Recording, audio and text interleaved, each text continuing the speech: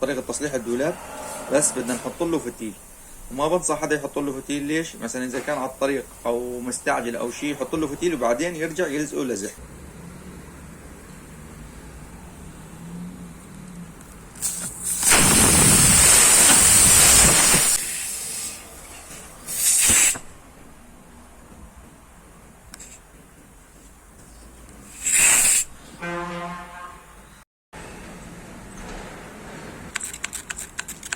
ليش ما بننصح بالفتيل؟